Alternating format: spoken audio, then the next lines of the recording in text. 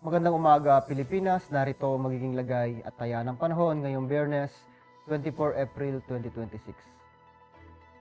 Sa kasalukuyan, wala tayong minomonitor na sama ng panahon o low pressure dito sa labas, ganoon na rin sa loob ng ating Philippine Area of Responsibility. Samantala, easterlies pa rin or mainit na hangin na nagmumula dagat Pasipiko ang nakaapekto sa malaking bahagi ng ating bansa, particular na dito sa Southern Luzon, Visayas at Mindanao.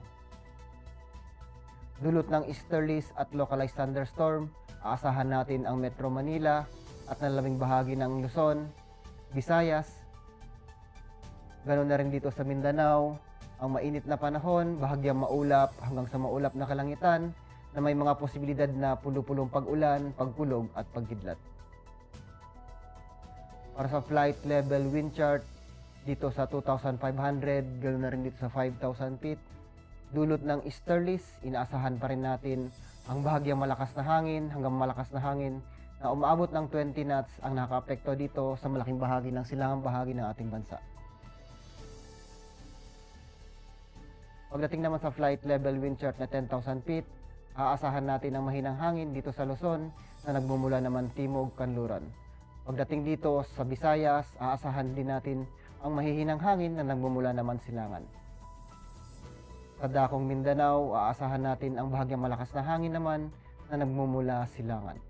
Pagdating dito sa flight level wind chart na 18,000 feet, aasahan natin ang malakas na hangin, particular na dito sa Northern at Central Luzon na nagmumula naman sa kanluran. Pagdating dito sa Visayas, aasahan natin ang mahinang hangin na nagmumula timog kanluran. Sa dakong Mindanao, aasahan natin ang malakas na hangin na nagmumula silangan. Ang impact nito sa flight operation, ang Metro Manila at nalalabing bahagi ng ating bansa, dulot ng easterlies, aasahan natin ang warm and humid air from Pacific enhancing convective activity. Ang impact nito sa rotary, aasahan natin ng localized thunderstorm, light turbulence may briefly affect operation, especially inland in the afternoon. Pagdating naman sa peak swing, aasahan natin ang generally fair with possible isolated sea breeze causing short-term delays or turbulence. Ang araw ay sumikat kaninang 0537 at lulubog ito mayang 1812. Meron tayong moon illumination na 54% increasing. Para mantiling updated sa lagay at taya ng panahon, ugaliin i-follow ang aming social media account na Air Force Weather Center.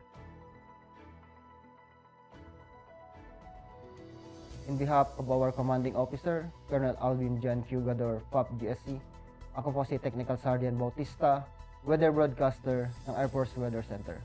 Muli, magandang umaga, Pilipinas.